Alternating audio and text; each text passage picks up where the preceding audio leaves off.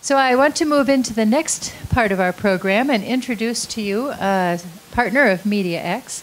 Harlan Kennedy is at Orange, a strategy group of Venables Bell Partners, and has a very interesting background, very interesting set of perspectives, and he's going to talk to us about segmentation as mindset. Harlan.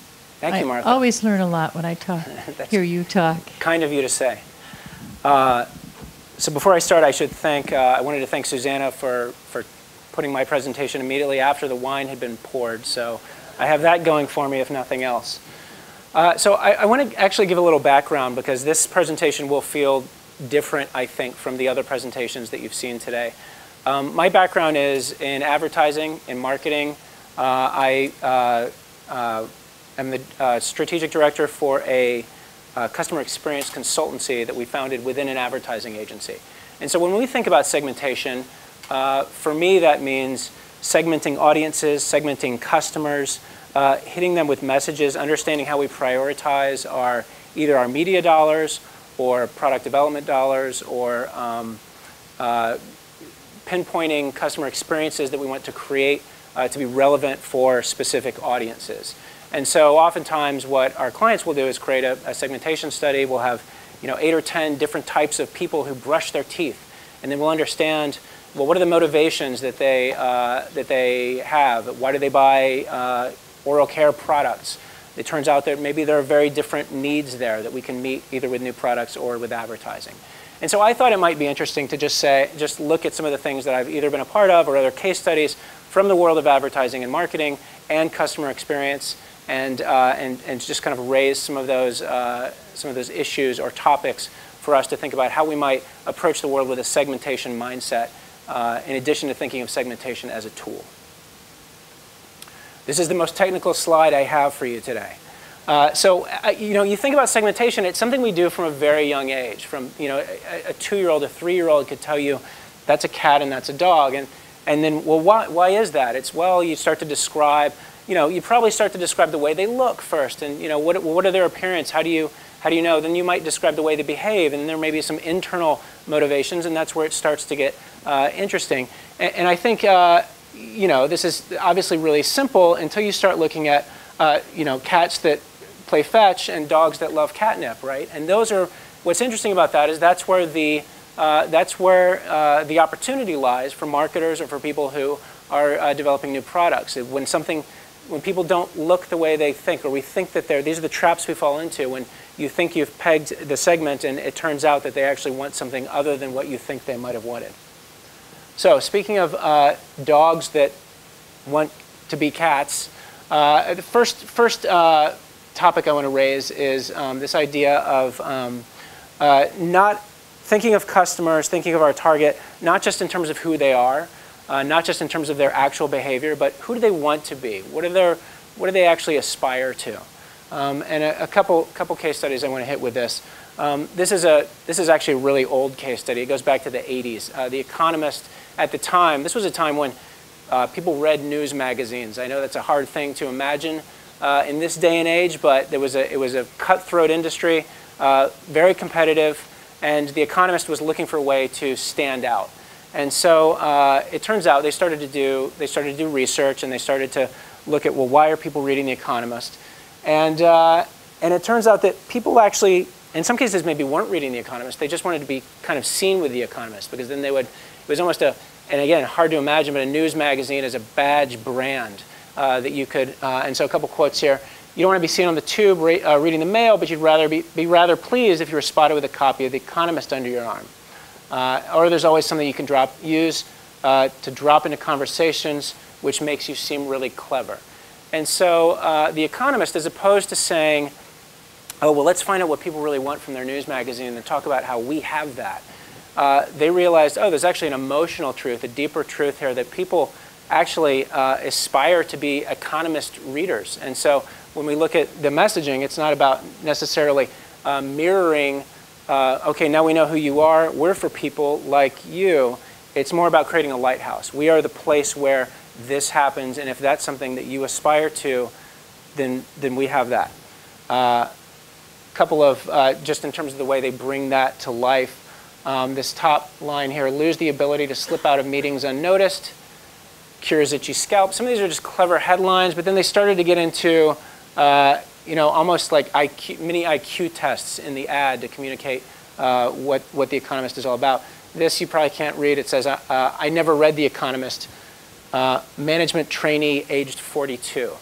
So starting to get a little snarky, a little I want to say maybe not full of themselves, but confident in the Economist and what they offer their audience. We work with Audi both in the advertising side as well as in customer experience. We work with them to elevate their dealership experiences for their owners and also create advertising. This is actually an advertising quick little case here. Audi is actually the brand, the luxury car brand that younger people aspire to. And it's among the top 10 brands Gen X aspires to, and the millennials' #1 answer to what auto brand fits your personality. Now, a lot of the folks out there, if you're a millennial, maybe you can't necessarily afford to buy a luxury car at this point, but it's something that you aspire to, and it's something we obviously want to encourage for future generations. And so when we think about the advertising that we create, it's not just about reaching the people that want to have the wherewithal to buy the car today, but also planting the seeds for what younger people are aspiring to tomorrow. And this is an example of that.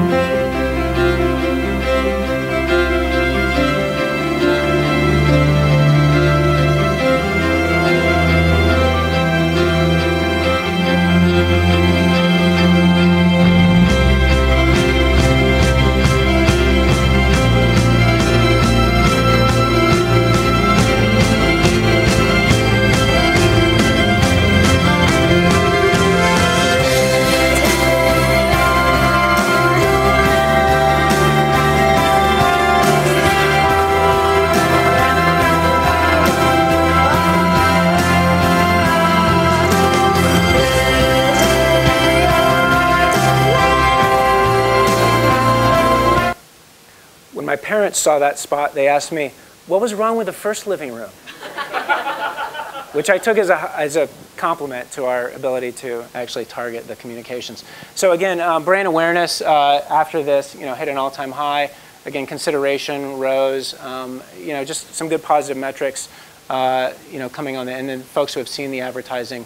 Again, in consideration, that might be among folks who aren't necessarily planning on purchasing, but future generations who are looking to understand what those brands are and how they speak to them. So that's the first topic I want to talk about, this idea of aspiration. The second one is about treating segments. We have a tendency, or I've seen a tendency in the past, to treat segments, at least in my world, as we really want to put things cat, dog, cow, bird, and create these and say, okay, there are these really finite lines between them. And I think oftentimes we forget that, for one thing, the segments actually, they do interact with each other. And that's actually something that's, I think, interesting, that they do have relationships. And oftentimes what we can do is actually target one segment and have another segment follow. Or target one segment and play off of another segment. So that's actually something I wanted to talk about really quickly. Anyone here have a Slim Jim in the last 5 years? Martha. I'm a little surprised there. A little surprised. It's okay. I did a visual segmentation of the room and decided that there weren't going to be many hands that went up there.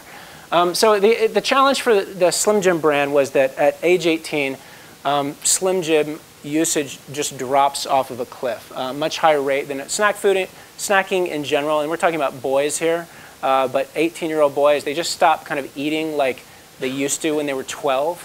But for Slim Jim, that drop happened at a much steeper rate than it would for other brands, Doritos or Cheetos, et cetera. So the challenge for them was, how would they attract young adult, how would we attract young adult guys, and how could the brand become more inclusive without alienating those teenagers? And so if we think about it, we've got these snack graduates, these young at heart. These are the older guys we want to go after. And this is what the usage and awareness, usage and attitude study turned up, was that you kind of have these two different groups, right? All right, so,